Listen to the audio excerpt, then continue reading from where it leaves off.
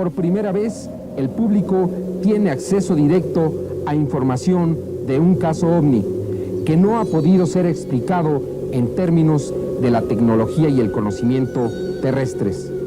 El caso ha sido considerado único entre los miles de casos reportados del fenómeno ovni a través de la historia.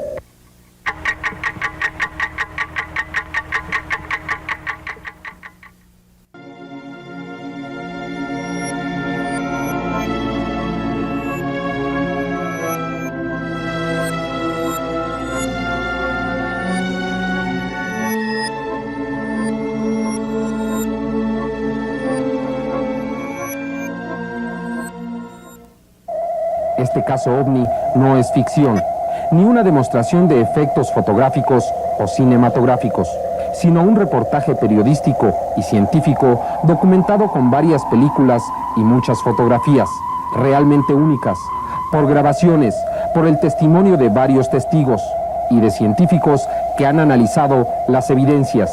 Entre las pruebas presentadas en este caso, hay partes de metal y de plástico, las cuales están siendo ya estudiadas. Estas fotografías de ovnis son las más claras, más vivas y reales que jamás se hayan tomado en la historia de la humanidad. Este es el caso de un campesino suizo, Edward Billy Meyer, y su sorprendente contacto con seres venidos de otros planetas.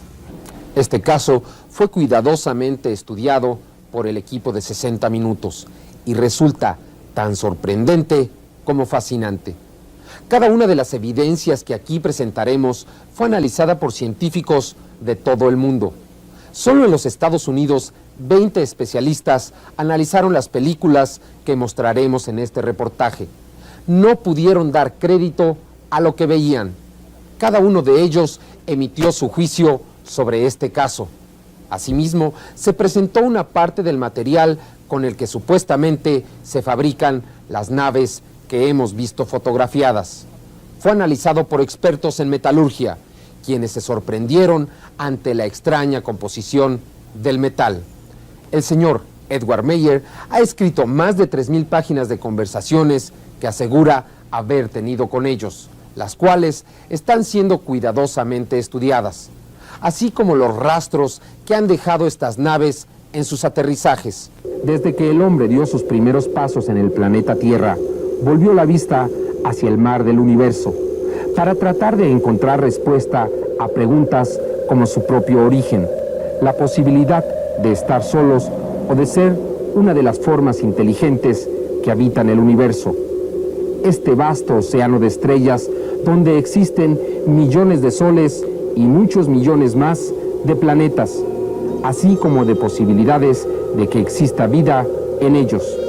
Hace poco más de 30 años, después de la Segunda Guerra Mundial, con el desarrollo de los radares y de los aviones supersónicos, se empezó a reportar la presencia de objetos voladores no identificados. Se les atribuían formas extrañas, diferentes a las naves de la Tierra. Se aseguraba que poseían una velocidad extraordinaria, así como una forma de desplazamiento desconocida para el ser humano. Desde los primeros reportes en 1947 y hasta 1952, estas naves extrañas fueron vistas en todo el mundo. Testigos que aseguraban haber tenido contacto con estas naves.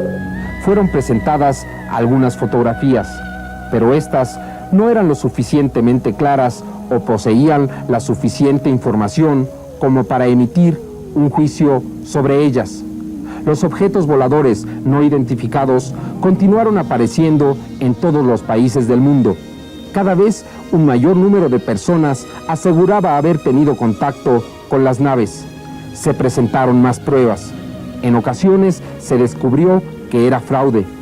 En muy pocas veces no se encontraba una respuesta lógica a las pruebas presentadas. Pero algunas de las ocasiones, los casos fueron archivados sin encontrar una respuesta. Nunca se aceptó la existencia de la vida extraterrestre en base a las pruebas presentadas.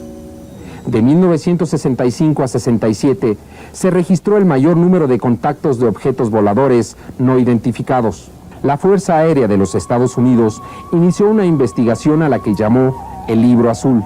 Se investigaron cientos de casos. Se reunieron muchas pruebas, sin embargo, nunca se hicieron públicas los resultados de las investigaciones, ni se dio respuesta a las pruebas presentadas. El proyecto Libro Azul fue cancelado al iniciarse la década de los 70, sin haber dado respuesta a los motivos que lo crearon. Desde entonces se ha culpado a las autoridades militares de los Estados Unidos y de otros países de retener información referente al fenómeno OVNI. Por esta razón, el caso del señor Edward Meyer en Suiza adquiere singular importancia. Por primera vez, el público tiene acceso directo a información de un caso OVNI que no ha podido ser explicado en términos de la tecnología y el conocimiento terrestres. El caso ha sido considerado único entre los miles de casos reportados del fenómeno OVNI a través de la historia por 4 razones. Primero, existen más notas y más información de este contacto y una descripción detallada de los eventos narrada por los testigos que en cualquier otro caso de la historia. Segundo, existen más fotografías y muchas de ellas son las mejores de cualquier caso registrado. Tercero, existe más evidencia física que estudiar y analizar en este caso que en cualquier otro conocido. Cuarto, el contacto ha sido duradero y aún continúa ocurriendo, y existen más contactos individuales que en cualquier otro caso que se haya tenido en la historia de este fenómeno. Las fotografías y películas fueron analizadas cuidadosamente en los laboratorios Design Technology de Poway, California. La investigación fue conducida por el doctor Neil Davis y un grupo de científicos. Uno de ellos dice: por lo que respecta a nosotros, no podemos negar la existencia y la realidad de estas naves, puesto que el resultado del análisis confirma su autenticidad.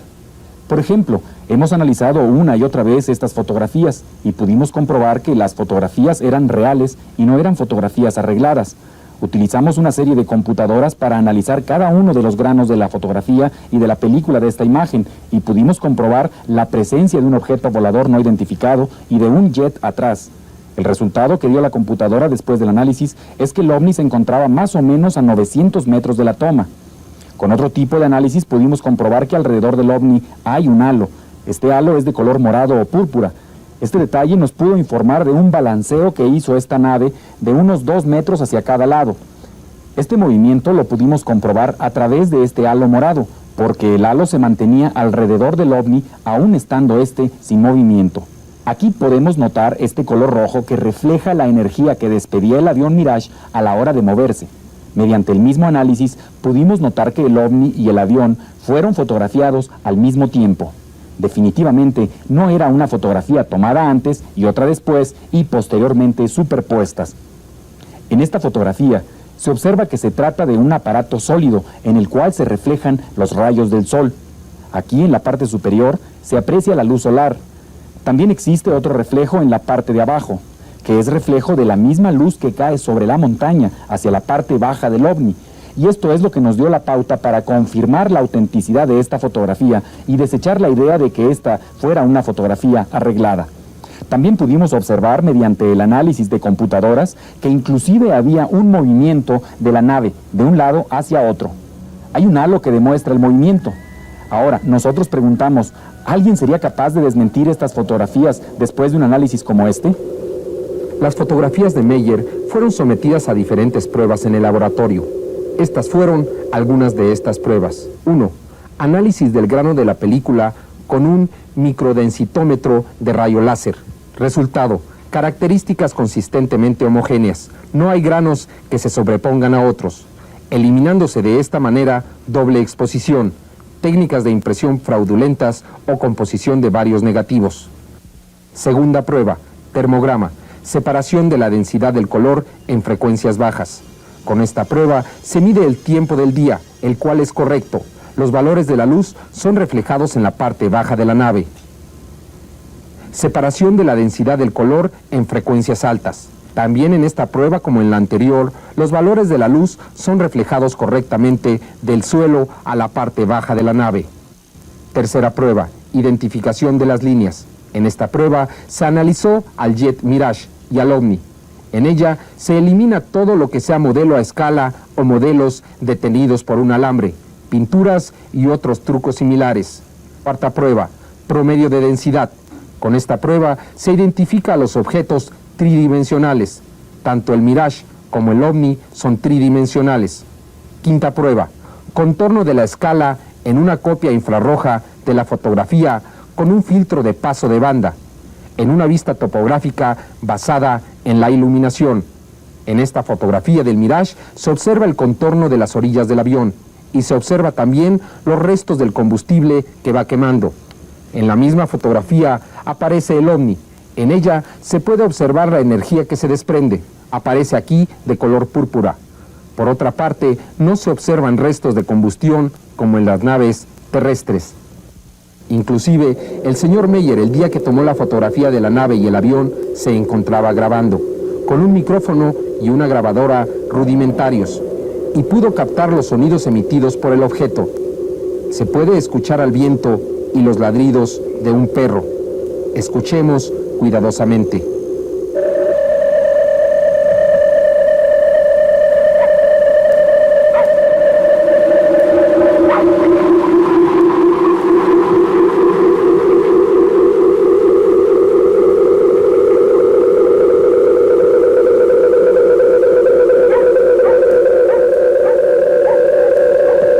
El científico norteamericano Wendell Stevens, experto en sonido, expresa su opinión acerca de esa grabación. Yo he estado estudiando el trabajo del señor Meyer durante 7 años. Estuve analizando la grabación que acabamos de escuchar. Me encontré con que era una grabación demasiado especial. Pude escuchar el sonido muy claramente. Otros compañeros y yo hemos utilizado una serie de aparatos muy avanzados para analizar esta grabación. Ahora pues, lo que hemos descubierto es que con los elementos con que contaba aquí el señor Meyer, sería imposible crear artificialmente un sonido como este que se dice es de los ovnis, y definitivamente es un sonido original y extraño. Para analizar las muestras de metal que le fueron proporcionadas al señor Meyer, se consultó a varios expertos en Phoenix, Arizona, en los Estados Unidos. Lo que yo les puedo decir es que este es un material demasiado extraño para nosotros. Este metal es en cierta forma demasiado especial, porque al contacto con la Tierra se echa a perder. En este caso se está tratando de manejar este metal aquí en la Tierra. En algunas ocasiones, cuando este material se usa, se envía fuera de la atmósfera terrestre y después de que regresa a la Tierra parece que una parte se pone grisácea, se corrompe, y la otra parte queda todavía amarillenta. Tratamos de desarrollar este metal, pero el hecho es que aquí en la Tierra se iba perfeccionando, pero al final se hacía como polvo. El metal fue enviado a otro laboratorio en los Estados Unidos. El resultado fue de que no se podía desarrollar este metal en la Tierra, en ningún lugar de la Tierra, que inclusive era de difícil análisis. Para certificar esta información, se consultó a uno de los expertos en metalurgia más reconocidos en el mundo, el doctor Walter Walker, quien dice: estuve analizando este metal y no cabe duda que es un metal muy extraño. Nunca había visto un metal de ese tipo. Me sorprendí enormemente de lo maleable y de lo suave de ese metal. Ahora pienso, ¿cómo es posible que un metal tan maleable y tan suave pueda ser la composición de unas naves llamadas OVNI y que se dice pueden viajar en el espacio? El doctor Vogel, un reconocido especialista en rayos láser, dice: me sorprendió mucho ver que el metal con que se hacían los ovnis podría ser combinado con diferentes metales con una facilidad sorprendente. Aquí en esta fotografía aumentada tenemos diferentes tipos de metal. En esta fotografía aumentada se puede observar los diferentes metales que componen la muestra. Se puede notar la diferencia de cada uno de estos metales y notamos que inclusive hay algo de oro, de plata pura, pero que mantienen su estado por separado. Se mantienen por separado, no en forma de aleación, sino nada más combinados. En un análisis más profundo utilicé el rayo láser y estoy viendo que la construcción del metal se lleva a cabo de una forma como si fuera un arado.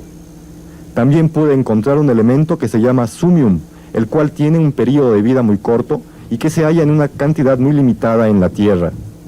Aparte de este elemento se notaba que había sido trabajado a un grado muy alto de perfección, sobre todo porque parece que ha sido trabajado en frío, en temperaturas bajo cero. Los resultados de los análisis fueron respaldados por la organización Génesis de Phoenix, Arizona, en los Estados Unidos, la cual se dedica a investigar el fenómeno ovni y a descubrir falsificaciones. Mientras más se investigaba y más pruebas con equipo altamente sofisticado se hacían a las evidencias presentadas por Billy Meier, se obtenían más resultados afirmativos que confirmaban la legitimidad del caso. Las pruebas más claras son, sin embargo, varias películas Super 8 que filmó el señor Meier. En esta película se puede observar claramente a la nave cómo realiza sus movimientos de balanceo. Estas son las mejores imágenes que se han obtenido de naves que parecen ser producto de una tecnología más avanzada a la terrestre. Billy Meier dice de esta filmación: este es un film tomado en 1975. Este ovni estaba a unos 70 metros de mí. Se balanceaba hacia arriba y hacia abajo. Aquí se puede notar perfectamente bien cómo está desarrollada la toma. Este es el momento en que el ovni está efectuando una serie de movimientos un poco inestables como de balanceo. Posteriormente pude captar el momento en que el ovni se elevaba y perdía en el cielo. Estas imágenes, al igual que las fotografías que estamos presentando, han sido analizadas por diversos expertos y la conclusión ha sido siempre la misma. Los objetos voladores presentados son reales. No se trata de algún truco. En casi todas las filmaciones aparece otro objeto en movimiento, lo que hace prácticamente imposible una superposición de imágenes. En junio de 1975, el señor Meier fue a la ciudad de Oberg-Sadelek. Tomó varias fotografías de los ovnis, además de una película en Super 8. De ese día recuerda Edward Meier: yo estaba sentado por acá cuando apareció el ovni. Eché a andar mi cámara de cine y pude tomar esto que estamos observando. Estuve filmando este ovni durante 3 minutos. Como parecía que ya se acababa la película, regresé a revisar la cámara.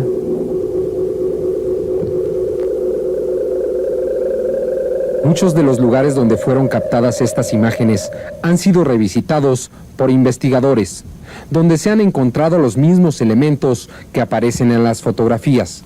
El señor Meier muestra aquí 2 fotografías tomadas el 8 de marzo de 1975 a las 5:40 de la tarde.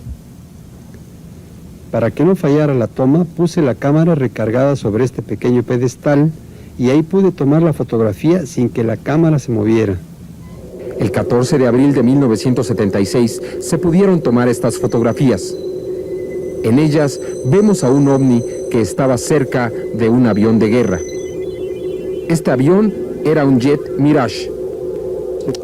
Al igual que este avión, estoy seguro que el ovni también se pudo captar por medio de un radar. El ovni empezó a moverse hacia donde me encontraba. Parecía que iba a chocar por aquí, en esa área. Sin embargo, el ovni dio una vuelta intempestiva y escapó en una forma intempestiva también. Esta fotografía fue analizada una y otra vez, ya que ofrecía algo que nunca antes se había logrado: fotografiar 2 naves aéreas, una terrestre y la otra, al parecer, producto de una tecnología muy avanzada. Los resultados del análisis a esta fotografía, como ya se había dicho, confirmaron la legitimidad de este caso. Existen otras películas que por su claridad despejan las dudas existentes o crean nuevas interrogantes. Esta película fue tomada el 18 de marzo de 1975. En ella se puede observar claramente a una nave y los movimientos que realiza alrededor de un árbol y sus ramas. La película fue filmada como a las 5:30 de la tarde. El escenario fue esta casa donde antes de la aparición del ovni estaba el árbol. Ese día estuvo lloviendo, pero al quitarse la lluvia apareció el ovni sobre la casa volando en una forma oscilante, formando círculos. En esta filmación se puede observar cómo la energía soltada por la nave mueve las ramas del árbol. Observando más cuidadosamente y de cerca, podemos ver cómo el ovni casi toca la cresta del árbol. 3 meses después de esta aparición, el árbol desapareció completamente. Nunca se pudo determinar las causas exactas de su muerte. Veamos esta toma más de cerca, cómo la nave pasa detrás del árbol. Y cómo pasa tan cerca de él que es capaz de mover su punta. En otra película se pueden observar automóviles en movimiento mientras una nave se balancea sobre un valle. Veamos más cuidadosamente. El automóvil que pasa debajo de la nave es más pequeño. Se ha calculado que el tamaño de estos ovnis es de 7 metros. Varios testigos han presenciado los desplazamientos de estas naves en sus aproximaciones a Edward Meyer. Al menos 5 fotógrafos diferentes pudieron tomar fotografías. Estos son algunos de los testigos que han presenciado las apariciones de estas naves. Mi nombre es Elsie, soy maestra. Algunas veces he podido apreciar en las montañas las apariciones de estas naves y he podido confirmar estas apariciones con mis propios ojos. Los he visto frente a mí. Hubo una vez en que un ovni me siguió por varios metros. Soy diseñador y vivo también aquí en Suiza. Estoy seguro que estas fotografías son serias. Una vez yo vi un ovni que se me iba acercando. Me sorprendí demasiado. Fue la primera vez que sentí la presencia de los ovnis. Para mí, el halo era más bien amarillento. La luz, el reflejo. El halo se hacía cada vez más grande y luego pequeño. Yo no había podido creer en las palabras, en las pláticas del señor Meyer hasta entonces, pero al ver esto con mis propios ojos, yo también empecé a creer en estas cosas. Edward Meyer dice: Muchas de las personas que dudaban de la veracidad de mis fotografías fueron invitadas por ellos a que también presenciaran la aparición de sus naves. Aún así, yo continué tomando una serie de fotografías. Pero les diré que no me siento tan orgulloso de haber tomado estas fotografías, porque pienso que todo esto solo puede ser una muestra, es decir, una prueba que demuestre que los ovnis existen. El 29 de marzo de 1976 se llevó a cabo una de estas demostraciones. Se presentaron 3 naves, 3 ovnis fotografiados al mismo tiempo. Estas imágenes son únicas. En esa ocasión también se tomaron muchas fotografías de diferentes ángulos. En este detalle se puede observar a la nave detrás de la rama del arbusto, un elemento que aseguran los expertos hace prácticamente imposible una falsificación. Existen otras 3 películas filmadas en Cine Super 8 por Billy Meyer de los ovnis. Una de ellas fue filmada en este sitio algunos años antes. En ella se puede observar a un ovni en movimiento y las ramas de un árbol que se agitan por el viento.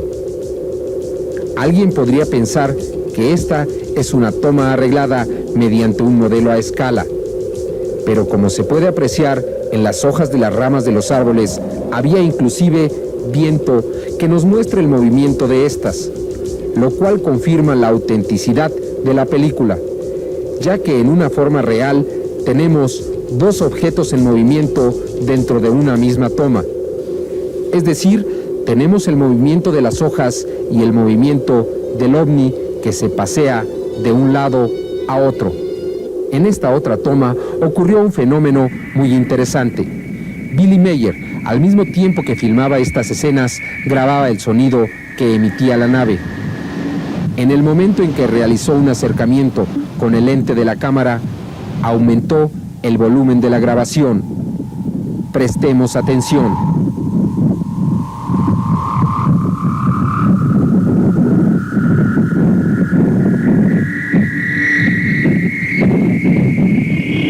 Las 2 últimas películas son muy especiales, porque las naves desaparecen en menos de un 24avo de segundo, en plena filmación, es decir, en menos tiempo de lo que corre un cuadro de película, por lo que la desaparición parece instantánea.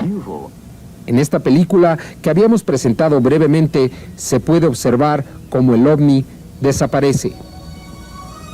Al ser analizada en computadora, se pudo observar un pequeño destello blanco antes de que el ovni desapareciera.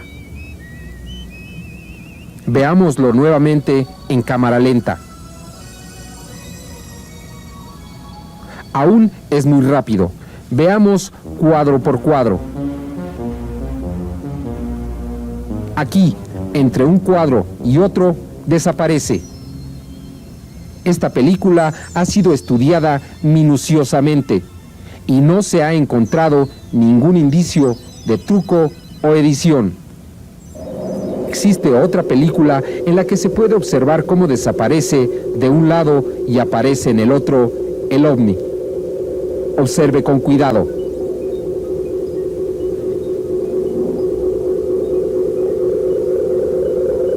También esta película ha sido analizada sin que se haya encontrado en ella algún tipo de falsificación. Además, en esta película se observa un desvanecimiento de la nave más que una desaparición brusca. Esto se puede notar si se corre la película muy lentamente con aparatos especiales. Estas han sido las pruebas presentadas por Edward Meyer para probar su contacto con otros seres del espacio.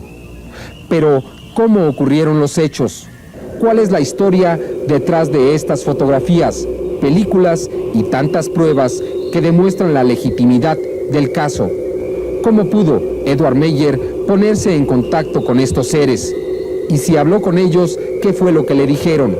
Hasta este momento del reportaje, todos los hechos han sido demostrados mediante fotografías, películas, grabaciones, testigos y el análisis a todos ellos. Incluso los testigos fueron interrogados con detectores de mentiras. Ni una duda ha surgido. Los contactos de Edward Meyer con una forma inteligente de vida de otra parte del universo solo se encuentran registrados en su mente y los ha descrito con sus propias palabras. Desde que el caso se inició, 7 veces se ha atentado contra la vida de Billy Meyer y su familia. Milagrosamente ha escapado siempre ileso.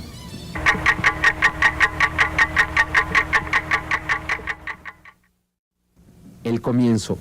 La experiencia se inició el 28 de enero de 1975 en las colinas de Hingwell, en la remota provincia de Cantón, en Suiza.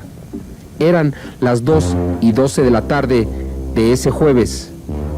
Billy Meyer se encontraba en un apartado camino en las colinas. Repentinamente dio comienzo. Meyer escuchó un extraño sonido, algo que nunca antes había oído. En ese momento vio a una nave metálica en forma de disco que se movía suavemente en forma de círculos sobre su cabeza. La nave bajó suavemente y aterrizó sobre la hierba. Billy Meyer tomó varias fotografías de la nave hasta que ésta se detuvo y posó suavemente. Lleno de excitación y temor, Billy Meyer corrió hasta el aparato. Fue detenido abruptamente por una fuerza que no le permitió acercarse a más de 50 metros de la nave. Era como tratar de avanzar en medio de un huracán. Entonces, de atrás del aparato, apareció el cosmonauta y caminó directamente hacia él. Meyer se frotó los ojos. No creía lo que veía. El cosmonauta era una mujer que hablaba en perfecto alemán, aunque con un acento muy peculiar. La mujer se identificó como Senyace, del planeta Erra, en la constelación de las Pléyades, a 560 años luz de distancia de la Tierra. Detrás de la estrella Taigueta, una de las estrellas gigantes que existen en la constelación de las Pléyades. La cosmonauta dijo a Meyer que durante mucho tiempo han tratado de establecer contacto con los humanos, pero que ha sido casi imposible. Los contactados casi siempre han temido ser considerados locos y han preferido guardar silencio. Senyace dijo que existían muchas organizaciones que investigaban a los ovnis, pero casi ninguna tenía material auténtico. casi todas las fotografías existentes son reflexiones naturales de la luz o falsificaciones. Casi sin creer lo que estaba viviendo, según sus propias palabras, Meyer continuó su diálogo con Semjase. La cosmonauta dijo: nos llaman extraterrestres u hombres de las estrellas y nos aducen cosas supernaturales. A pesar de ello, somos hombres como ustedes, pero nuestro conocimiento y entendimiento excede al suyo considerablemente, especialmente en el campo técnico. Es verdad que el hombre ha dado su primer paso en el espacio, dijo Semjase, pero es aún primitivo, porque necesita un impulsor que lo proyecte al hiperespacio, lo que le permitiría recorrer distancias infinitas. Tiempo y espacio se sobreponen y colapsan uno dentro del otro y se nulifican. Semjase dijo a Meyer que otros sistemas solares dentro de nuestra galaxia tienen muchas formas de vida, no solo humana. Algunos animales y plantas han alcanzado un desarrollo elevado. Algunas de ellas han llegado hasta el espacio e incluso, eventualmente, han visitado la Tierra. Algunas de estas criaturas son peligrosas, capaces de destruir o esclavizar a planetas enteros. Esa es precisamente una de nuestras misiones, dijo la cosmonauta Semjase, dejar saber a los humanos de la Tierra de estos peligros, porque el tiempo se aproxima. Un conflicto con estos seres parece inevitable. De esta cosmonauta, llamada Semjase, parecieran ser parte de una novela de ciencia ficción. Solo las pruebas tan claras presentadas por Meyer les dan significado. Semjase dijo también a Meyer, en ese primer contacto: sobre todo lo que uno posee se encuentra el poder de la vida, y la muerte sobre toda criatura. Eso es la creación. La creación regula todas las leyes, leyes irrefutables y eternas, las cuales pueden ser reconocidas en la madre naturaleza. Semjase anunció a Meyer que los contactos continuarían, que ellos permitirían fotografiar sus naves para dar validez a las palabras de Meyer, porque este mensaje debería de ser conocido por los humanos de la Tierra. Para algunos, este mensaje será una verdadera revelación. Para otros, será un verdadero complot para hacernos creer una fantasía. La verdad es que en los últimos años se han realizado algunos descubrimientos que han dado un giro a muchas de las teorías que se tenían en cuanto a la existencia de vida en otros planetas. En agosto de 1983, durante la reunión de la Sociedad de Químicos de los Estados Unidos en Washington, D.C., el doctor Cyril Ponamperuma reveló que no solo había obtenido éxito en crear artificialmente las 5 bases químicas encontradas en los genes de todas las criaturas vivientes, sino que había encontrado las mismas 5 bases químicas en un meteorito. La implicación era clara: la vida en el universo debe de ser común, más que rara o única de la Tierra. El científico Ponamperuma está convencido de que la química en el universo es una sola, y agrega: la evidencia de la distribución química de los elementos, de experimentos llevados a cabo bajo situaciones simuladas de las condiciones primitivas de la Tierra, de consideraciones teóricas y del estudio de los meteoritos y moléculas interestelares, nos muestra que si la vida existe en otros sitios del universo, podría químicamente ser igual a la nuestra. El meteorito de Murchison, un pueblo de Australia, en el cual se encontraron las bases químicas de la vida, cayó a la Tierra el domingo 28 de septiembre de 1969.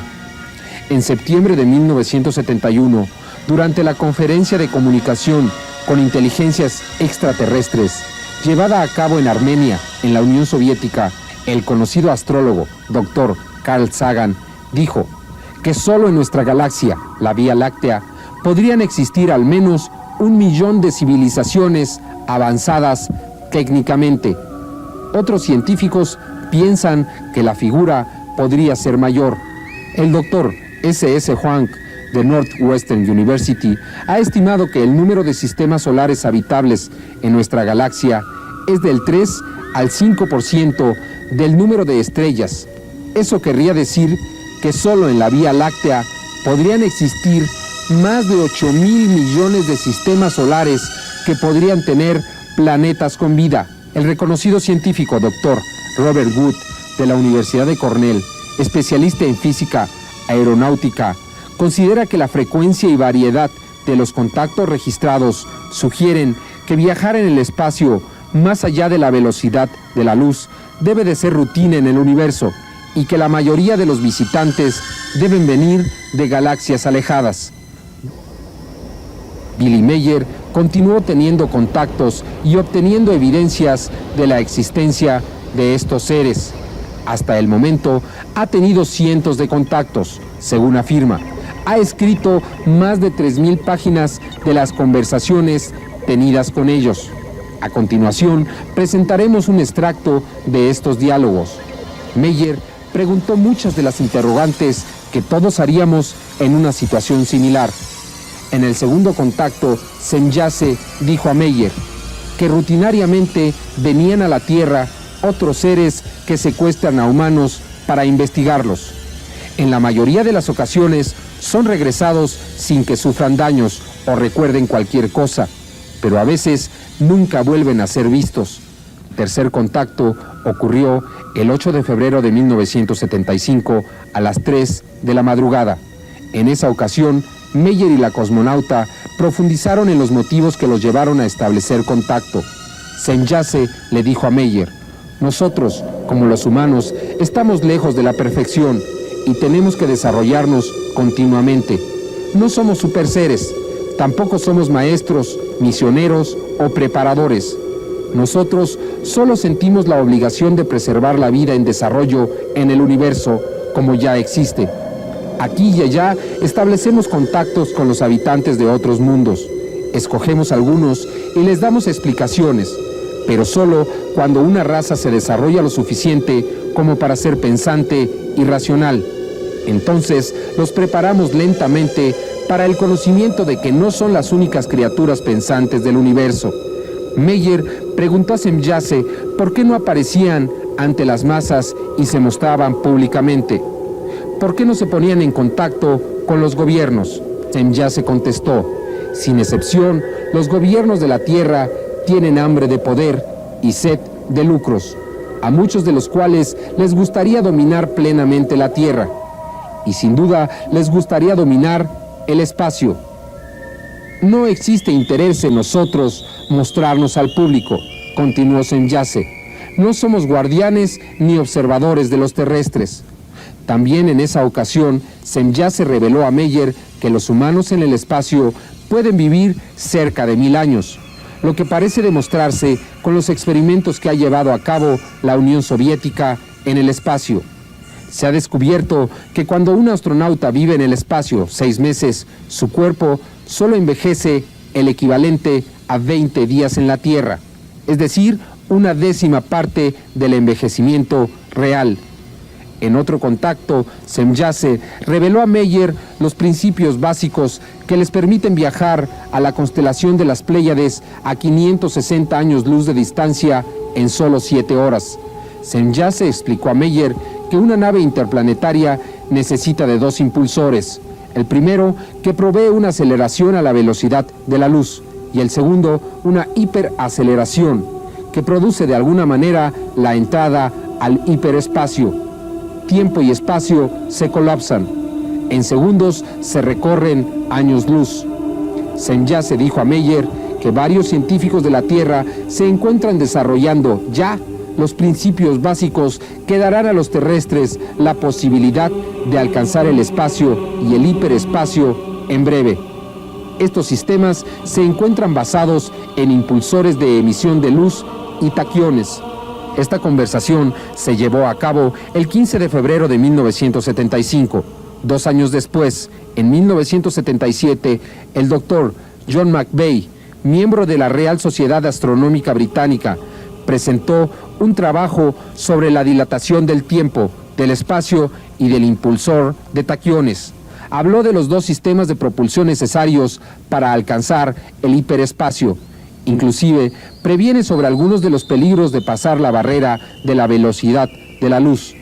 Cabe señalar que el Dr. McVeigh no sabía nada de los contactos de Billy Meier en el momento en que realizó sus trabajos, ni Billy Meier sabía nada de los trabajos del Dr. McVeigh. Con respecto a sus naves, Semjase dijo a Meier que se encuentran protegidas por un campo de fuerza, que al mismo tiempo de protegerlas, neutraliza la gravedad de los planetas y crea dentro de la nave un planeta independiente con una gravedad propia. Semjase no quiso dar detalles a Meier porque dijo que el hombre de la Tierra necesita desarrollarse más a sí mismo antes de resolver estos secretos y no utilizarlos en perjuicio de otros, como ya ha sucedido antes en el universo, seres que pretenden conquistar a otros planetas. Si el hombre de la Tierra, dijo Semjase, pretende dominar a otros, podría enfrentarse a su propia destrucción. El 2 de marzo de 1975, Semjase dio un mensaje a Meier dirigido a unos cuantos científicos, y de acuerdo a la cosmonauta, eran uno de los motivos principales de su misión, ya que el planeta está registrando cambios que podrían terminar con todas las formas de vida, especialmente en la ionosfera, en la llamada capa de ozono. En solo 60 años, dijo la cosmonauta, la capa de ozono ha perdido el 6.38%. El gas de bromo y otras sustancias químicas son las responsables de la pérdida de esta capa. Semjase reveló a Meier que esta situación ha empezado ya a causar mutaciones en seres vivientes del planeta Tierra. La capa de ozono impide la entrada de rayos ultravioleta a la atmósfera. Y de acuerdo a esta información, 20 puntos de la capa de ozono han sido gravemente afectados, especialmente 3 puntos que podrían abrirse y dejar pasar los rayos ultravioleta en solo unas cuantas décadas, lo que significaría el final de la vida en este planeta. El 18 de marzo de 1975, Semjase volvió a referirse al hiperespacio. La masa de un cuerpo, dijo, crece en relación a la velocidad creciente. Esto significa que la masa puede crecer hasta el infinito. Nuestras naves, dijo Semjase, están protegidas contra este proceso. Es precisamente en este instante que utilizamos este proceso para crear una verdadera desmaterialización. Y somos capaces de parar el tiempo y el espacio simultáneamente. Uno anula al otro.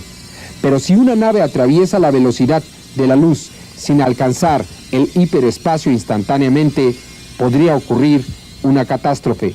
Así como si se alcanza una velocidad mayor a la de la velocidad de la luz, pero no suficiente para el hiperespacio. El 17 de julio de 1975 ocurrió la mayor experiencia de todas las que había vivido hasta ese momento Edward Meier. Fue invitado a realizar un vuelo interespacial. Meier llevó su cámara consigo y obtuvo fotografías de este extraordinario evento. Desafortunadamente, 4 de los 5 rollos que fueron tomados desaparecieron. Fueron sustraídos del laboratorio donde se les reveló y por supuestos amigos de Billy Meier.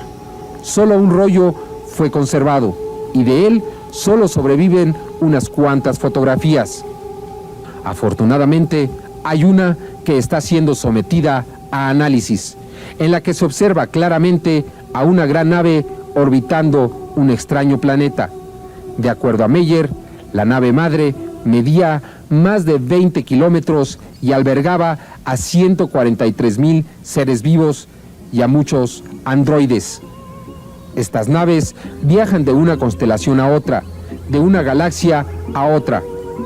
Esta nave se encontraba fuera del sistema solar de la Tierra, ya que para viajar utiliza el espacio abierto, fuera de la órbita e influencia de los planetas. En la nave, Meier pudo fotografiar a algunos de los cosmonautas. En esta fotografía se puede observar a Asket. Semjase y otros cosmonautas no permitieron ser fotografiados, ya que frecuentemente cumplen misiones en la Tierra y no deben de ser identificados. En esta otra fotografía se puede observar a Asket y a Nera. Estas fotografías y la de la nave madre aparecen un poco distorsionadas, pero esta distorsión fue considerada desusual y fue atribuida al ambiente que existía dentro de las naves.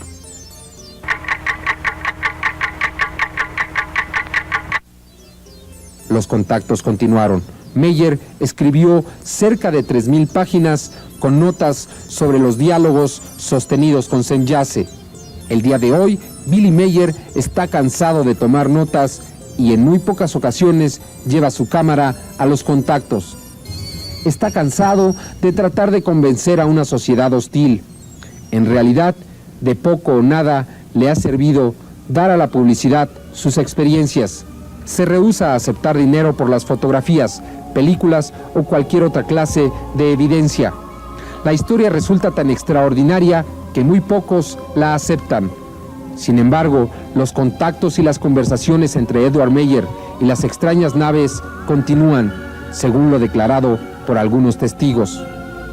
Entre las últimas conversaciones que ha tenido Meyer con estos seres, de acuerdo a lo que declaran algunas de las personas más allegadas a él, se encuentra la del origen del hombre en la Tierra.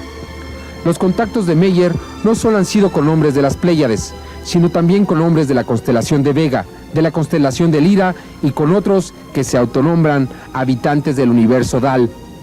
De acuerdo a lo informado a Meyer, hace 22 millones de años ocurrió una gran guerra entre los habitantes de Lira. Muchos emigraron a diferentes puntos del universo, a la constelación de las Híades, a las Pléyades, a Vega, a nuestro sistema solar.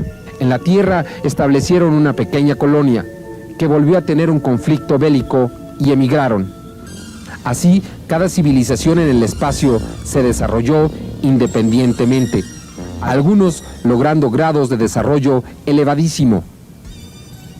Los hombres de la constelación de Lira, por ejemplo,